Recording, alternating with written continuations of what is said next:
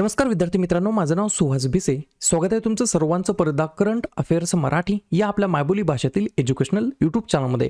विद्यार्थी मित्रांनो, आज आहे 20 ऑक्टोबर 2023. आजच्या दिवसाचे जेवढेही चालू घडामोडीचे महत्त्वाचे टॉप प्रश्न बनत असतील ते सर्व प्रश्न आपण या व्हिडिओच्या माध्यमातून पाहणार आहोत. तरी सर्वप्रथम आपण जर नवीन असाल, पहिल्यांदा या चॅनलवरील व्हिडिओ पाहत असाल तर चॅनलला या ठिकाणी अवश्य सबस्क्राईब सुद्धा करून घेऊ शकता. ठीक आहे, चला तर मग आपण आजच्या व्हिडिओला सुरुवात करूया. त्या अगोदर कालच्या व्हिडिओमध्ये जो काही शेवटचा प्रश्न विचारला होता त्या प्रश्नाचं उत्तर जाणून घेऊया. काय होता प्रश्न? कोणत्या वर्षाच्या ऑलिम्पिकचे यजमानपद भूषवण्याच्या भारताच्या दाव्याची पंतप्रधान नरेंद्र मोदी यांनी पुष्टी केलेली आहे, म्हणजेच कन्फर्मेशन केलेलं आहे. तर बऱ्याच विद्यार्थी मित्रांनी अगदी योग्य उत्तर टाईप करून सांगितलं आहे. पर्याय क्रमांक सी 2036 हे या प्रश्नाचं योग्य उत्तर असणार आहे. पर्याय क्रमांक सी हे या प्रश्नाचं योग्य उत्तर असणार आहे. या ठिकाणी तुम्हाला अजून एक गोष्ट लक्षात ठेवायची आहे. 2028 मध्ये जे काही लॉस एंजलस या ठिकाणी विद्यार्थी मित्रांनो ऑलिम्पिक होणार आहे त्याच्यामध्ये नवीन 5 स्पर्धांचं या ठिकाणी ॲडिशन करण्यात आलं आहे. ते 5 स्पर्धा कोणकोणत्या आहेत? तर पहिली स्पर्धा आहे बेसबॉल किंवा सॉफ्टबॉल, दुसरी स्पर्धा आहे क्रिकेट, तिसरी स्पर्धा आहे स्क्वॅश, चौथी स्पर्धा आहे फ्लॅग फुटबॉल आणि पाचवी स्पर्धा आहे लॅक्रोस. या 5 क्रीडा स्पर्धांचा या ठिकाणी समावेश करण्यात आला आहे 2028 पासून ऑलिम्पिकमध्ये. आणि 2028चं जे काही ऑलिम्पिक होणार आहे ते कुठे होणार आहे? तर लॉस एंजलस या ठिकाणी. क्लिअर? आता पाहूया विद्यार्थी मित्रांनो प्रश्न क्रमांक पहिला. टोटल संपूर्ण व्हिडिओमध्ये 12 प्रश्न असतील. सुरुवातीपासून शेवटपर्यंत व्हिडिओ काळजीपूर्वक पहा. एक एक प्रश्न महत्त्वाचा आहे, तुम्ही कुठल्या एक्झामची तयारी करा. प्रश्न क्रमांक पहिला काय म्हणतो? संयुक्त राष्ट्रांमध्ये भारताचे स्थायी प्रतिनिधी म्हणून कोणाची नियुक्ती करण्यात आलेली आहे? पहा, काळजीपूर्वक ऐका. या प्रश्नाला स्टार मार्क करून ठेवा, प्रश्न विचारला जाण्याची शक्यता आहे. प्रश्न क्रमांक पहिल्याचं योग्य उत्तर आहे पर्याय क्रमांक डी, अरिंदम बागची असं त्यांचं नाव आहे. काय नाव आहे?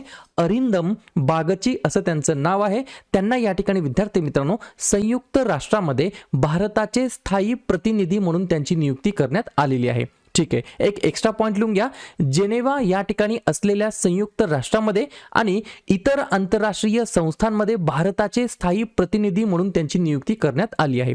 तुम्हाला बऱ्याच वेळेला एक्झाम मध्ये या ठिकाणी वेगवेगळ्या आंतरराष्ट्रीय संस्थांबद्दल विचारलं जातं. एक तर त्यांचे प्रमुख कोण आहेत, त्यांची स्थापना कधी झाली आणि आंतरराष्ट्रीय संस्थेचं मुख्यालय कुठे आहे याच्यावरती प्रश्न विचारले जातात. जसं की या ठिकाणी जिनेवा याच्याबद्दल बोलण्यात आलं तर जिनेवामध्ये युएनचं तर हेडक्वार्टर आहेच आहे, सोबत WHO आहे, WMO आहे, WTO आहे आणि WEF आहे.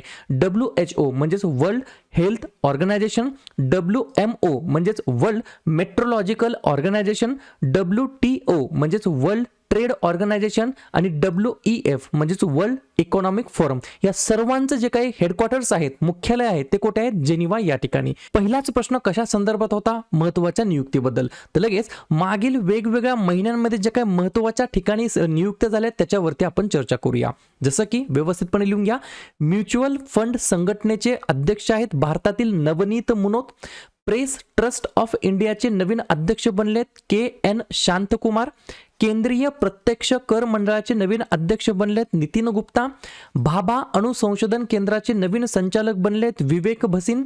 ईडीचे नवीन संचालक बनलेत राहुल नवीन. केंद्रीय अन्वेषण ब्युरोचे उपमहानिरीक्षक पदी नियुक्ती झाली आहे कुलदीप द्विवेदी यांची. रेल्वे बोर्डाचे नवीन अध्यक्ष आणि CEO बनलेत जया वर्मा सिन्हा. पत्र सूचना कार्यालयाचे प्रधान महासंचालक बनलेत मनीष देसाई. ऑल इंडिया रेडिओचे प्रधान महासंचालक बनलेत वसुधा गुप्ता. रेल्वे संरक्षण दलाचे नवीन महासंचालक बनलेत मनोज यादव. आणि संयुक्त राष्ट्र भारताचे स्थायी प्रतिनिधी बनले आहेत संयुक्त राष्ट्रामध्ये अरिंदम बागची असं त्यांचं नाव आहे. पुढचा प्रश्न, प्रश्न क्रमांक दुसरा. हे जे काही अशा प्रकारचे प्रश्न असतात हे सुद्धा एक्झामच्या दृष्टिकोनातून महत्त्वाचे आहेत. जसं की ऑपरेशन्स असतात वेगवेगळे. त्रिनेत्र नावाचं एक ऑपरेशन आहे. काय नावाचं? त्रिनेत्र नावाचं एक ऑपरेशन आहे. हे ऑपरेशन खालीलपैकी कशाशी संबंधित आहे? 2 नंबरच्या प्रश्नाचं योग्य उत्तर आहे पर्याय क्रमांक सी, लपलेल्या दहशतवाद्यांसाठी या ठिकाणी विद्यार्थी मित्रांनो हे ऑपरेशन राबवण्यात आलं आहे. नुकतंच जम्मू आणि काश्मीर या युनियन टेरिटरीमध्ये हे ऑपरेशन राबवण्यात आलेलं आहे. लपलेल्या दहशतवाद्यांचा खात्मा करणे किंवा त्यांचा या ठिकाणी काय करणे तर त्यांचं या ठिकाणी नामशेष जे काय आहे ते या ठिकाणी संपवणे हा याच्या मागचा मेन पर्पज आहे, उद्देश आहे. ठीक आहे, ऑपरेशनचं नाव आहे त्रिनेत्र ऑपरेशन. अशाच प्रकारचे वेगवेगळे ऑपरेशन भारताच्या साईडने अलीकडील काही काळामध्ये राबवण्यात आलेले आहेत. ते कोणते आहेत, त्याच्या मागचा उद्देश काय याच्यावरती आपण एकदा नजर टाकूया. जसं की ऑपरेशन कावेरी नावाचं एक ऑपरेशन होतं, सुदानमधून भारतीयांना बाहेर काढण्यासाठी ते ऑपरेशन राबवण्यात आलं होतं. ऑपरेशन करुणा मोचा चक्रीवादळामध्ये प्रभावित झालेल्या म्यानमारला मदत करण्यासाठी, ऑपरेशन दोस्त भूकंपग्रस्त तुर्कीला मदत करण्यासाठी, ऑपरेशन गंगा युक्रेनमधून भारतीयांना परत आणण्यासाठी, ऑपरेशन देवी शक्ती अफगाणिस्तानमधून भारतीयांना परत आणण्यासाठी, वंदे भारत मिशन कोविड-19 मुळे प्रभावित भागातील भारतीयांना परत आणण्यासाठी, ऑपरेशन अजय इस्रायल आणि हमास यांच्यातील संघर्षात अडकलेल्या भारतीयांना बाहेर काढण्यासाठी आणि त्रिनेत्र ऑपरेशन लपलेल्या दहशतवाद्यांना या ठिकाणी समाप्त करण्यासाठी हे ऑपरेशन राबवण्यात येत आहे. पुढचा प्रश्न, प्रश्न क्रमांक 3, मोस्ट इम्पॉर्टंट प्रश्न आहे. बऱ्याच एक्झामला हा प्रश्न रिपीट विचारण्यात आलेला आहे. 3 नंबरचा प्रश्न काय आहे? अलीकडेच कोणत्या राज्यामध्ये प्रसिद्ध हॉर्नबिल फेस्टिवल साजरा करण्यात आलेला आहे? तर पर्याय क्रमांक बी नागालँड हे या प्रश्नाचं योग्य उत्तर असणार आहे. तर नागालँड राज्याच्या अंतर्गत पॉप्युलर एक फेस्टिवल आहे, हॉर्नबिल नावाचा जो काही फेस्टिवल आहे तो या ठिकाणी साजरा करण्यात आलेला आहे. पर्याय क्रमांक बी हे या प्रश्नाचं योग्य उत्तर असणार आहे. पहा, या ठिकाणी महाराष्ट्रामध्ये सुद्धा एक उत्सव आहे, काळा घोडा महोत्सव. याच्यामध्ये कन्फ्युजन होतं की बाबा हा नेमका महोत्सव कोणत्या राज्यातील आहे. तर काळा घोडा उत्सव हा आपल्या महाराष्ट्रातील मुंबई या ठिकाणी साजरा करण्यात येतो. तो सुद्धा प्रश्न बऱ्याच वेळेला एक्झाम मध्ये रिपीट विचारण्यात येत असतात. ठीक आहे, प्रश्न कशा संदर्भात आहे? महत्त्वाच्या महोत्सवाबद्दल. तर लगेच जे काही महत्त्वाचे महोत्सव या ठिकाणी वेगवेगळ्या राज्यांमध्ये साजरा करण्यात आलेले त्याच्यावरती आपण एकदा नजर टाकूया. जसं की शीतल षष्ठी महोत्सव आणि नुखाई जुहार महोत्सव ओडिसा, उरुका महोत्सव आणि बैखो महोत्सव आणि मोंगिट उत्सव आसाम, गाननगाई उत्सव, शिरुई लिली महोत्सव, संगाई महोत्सव आणि याओशांग महोत्सव मणिपूर, सरहुल महोत्सव झारखंड, गणगौर महोत्सव राजस्थान, लव्हेंडर, ट्यूलिप, हेरत, सिंथन, वार्षिक माचाईल मात्रा यात्रा या सर्व गोष्टी या ठिकाणी जम्मू आणि काश्मीरमध्ये साजरे केले जातात. इगास महोत्सव उत्तराखंड, उगादी आणि गंगा पुष्करा महोत्सव आंध्र प्रदेश, खारची महोत्सव त्रिपुरा, मदाई महोत्सव छत्तीसगड आणि हॉर्नबिल उत्सव नागालँड. सोबत अजून एक लिहून घ्या, काळा घोडा महोत्सव मुंबई म्हणजेच महाराष्ट्र.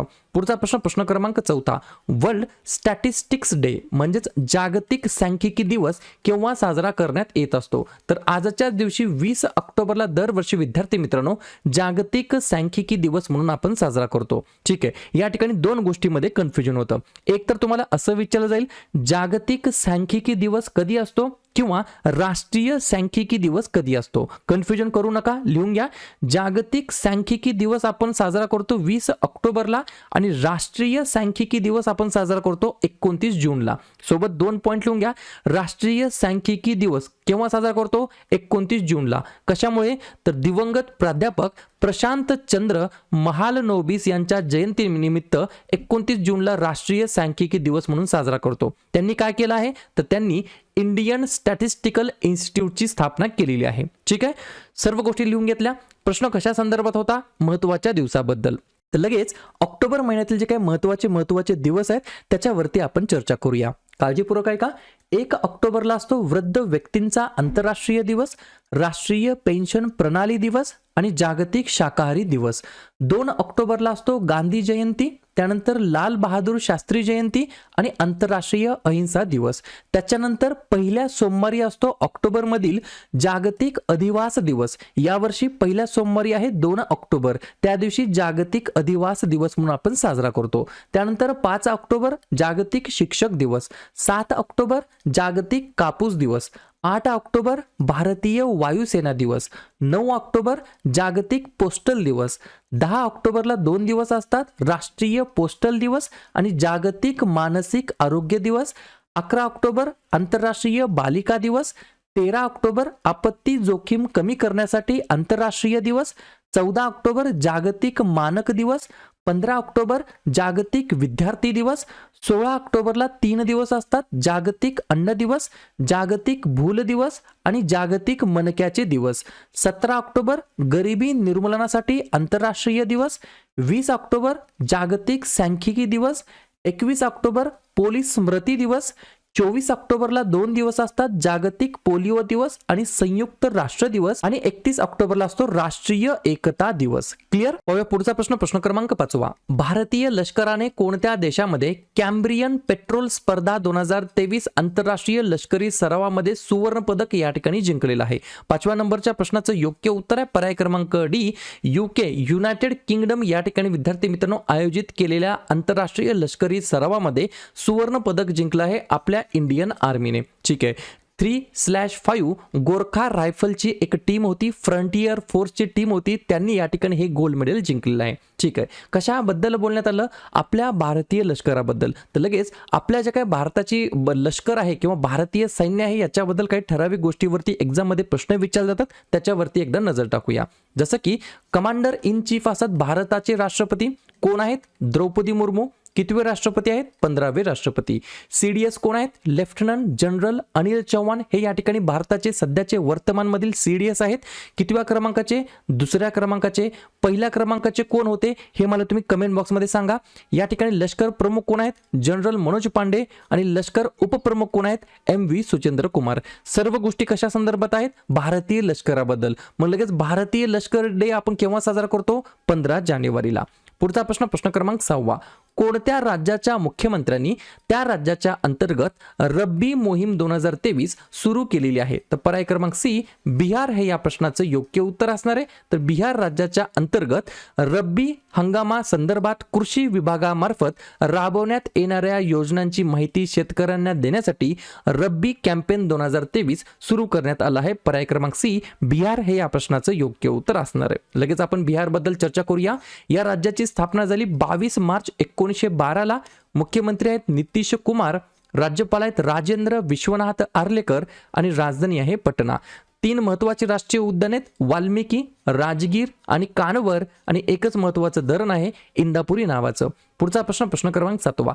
27 ऑक्टोबर 2023 ते 5 नोव्हेंबर 2023 या दरम्यान महिला हॉकी आशियाई चॅम्पियनशिप ट्रॉफी 2023 कोणत्या राज्यामध्ये आयोजित केली जाणार आहे? तर पर्याय क्रमांक बी, झारखंड हे या प्रश्नाचं योग्य उत्तर असणार आहे. ही जी काही स्पर्धा होणार आहे महिला हॉकी आशियाई चॅम्पियनशिप ट्रॉफी 2023 ही ऑर्गनाईज करण्यात येणार आहे झारखंड राज्यामध्ये. याच्यामध्ये 6 देशांचा या ठिकाणी समावेश आहे. कोणकोणते? तर आपला प्यारा भारत देश, जपान, दक्षिण कोरिया, चीन, मलेशिया आणि थायलंड. ठीक आहे. या ठिकाणी कशा संदर्भात बोलण्यात आलं? हॉकी या स्पर्धेबद्दल बोलण्यात आलं. मग लगेच या ठिकाणी आपलं जे काही भारताचं जे काही भारतीय महिला राष्ट्रीय फील्ड हॉकी संघ आहे याच्याबद्दल 2 गोष्टी तुम्हाला लक्षात ठेवायच्या आहेत. पहिली गोष्ट, कर्णधार कोण आहेत? सविता पुनिया, आणि कोच प्रशिक्षक कोण आहेत? तर जानके कॉपमॅन असं त्यांचं नाव आहे. ठीक आहे. या ठिकाणी झारखंडमध्ये ही स्पर्धा आयोजित करण्यात आली आहे. तर झारखंड बद्दल लगेच आपण रिव्हिजन टाकूया. स्थापना झाली या राज्याची 15 नोव्हेंबर 2000 साली. मुख्यमंत्री आहेत हेमंत सोरेन, राज्यपाल आहेत CP राधाकृष्णन, आणि राजधानी आहे रांची. 3 महत्वाचे राष्ट्रीय उद्यान आहेत, बेटला, हजारीबाग आणि डालमा, आणि 3 महत्वाचे धरण आहेत, मॅथॉन, चंदिल आणि पंचेत. पुढचा प्रश्न, प्रश्न क्रमांक 8.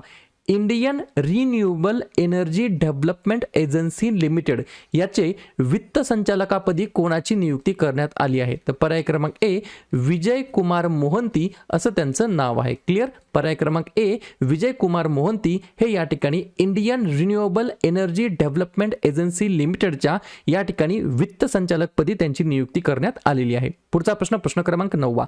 कोणत्या राज्य सरकारने location accessible multi modal initiative scheme ही जी काही योजना आहे ती या ठिकाणी सुरू केलेली आहे? तर पर्याय क्रमांक डी, ओडिसा हे या प्रश्नाचं योग्य उत्तर असणार आहे. ज्याचा मागचा प्रमुखता उद्देश काय आहे? तर ग्रामीण भागामध्ये या ठिकाणी परवडणारी सार्वजनिक वाहतूक बस सेवा प्रदान करणे हा याच्या मागचा मेन पर्पज आहे. कोणी सुरू केली आहे? ओडिसा राज्याने. तर लगेच आपण जाता जाता ओडिसा बद्दल सुद्धा चर्चा करूया. या राज्याची स्थापना झाली 1 एप्रिल 1936 ला. मुख्यमंत्री आहेत नवीन पटनायक, राज्यपाल आहेत गणेशी लाल, आणि राजधानी आहे भुवनेश्वर. 3 महत्वाचे राष्ट्रीय उद्यान आहेत, भितरकनिका, सिमिलीपाल आणि नंदनकनन, आणि 4 महत्वाचे धरण आहेत, हिराकूड, मंदिरा, काला आणि इंद्रावती. पाहूया पुढचा प्रश्न, प्रश्न क्रमांक 10. मणिपूर उच्च न्यायालयाचे मुख्य न्यायाधीश म्हणून कोणाची नियुक्ती करण्यात आलेली आहे? 10व्या नंबरच्या प्रश्नाचं योग्य उत्तर आहे पर्याय क्रमांक सी, सिद्धार्थ मृदुल असं त्यांचं नाव आहे. काय नाव आहे? सिद्धार्थ मृदुल असं त्यांचं नाव आहे. त्यांना या ठिकाणी मणिपूरमधील जे काही हायकोर्ट आहे त्याचे चीफ जस्टिस म्हणून त्यांची नियुक्ती करण्यात आलेली आहे. ठीक आहे, मग मला लगेच कमेंट करून सांगा आपलं जे काही मुंबई हायकोर्ट आहे त्याचे जे काही चीफ जस्टिस आहेत त्यांचं नाव काय हे मला तुम्ही कमेंट बॉक्समध्ये लगेच सांगायचं आहे. तोपर्यंत आपण मणिपूरबद्दल चर्चा करूया. या राज्याची स्थापना झाली 21 जानेवारी 1972 ला.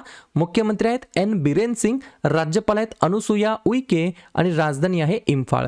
3 महत्त्वाचे राष्ट्रीय उद्यान आहेत, माफ करा 2 आहेत, किबुल लामजाओ आणि सिरोही, आणि 2 महत्त्वाचे धरण आहेत, खुगा आणि टिफईमुख. पुढचा प्रश्न, प्रश्न क्रमांक 11वा.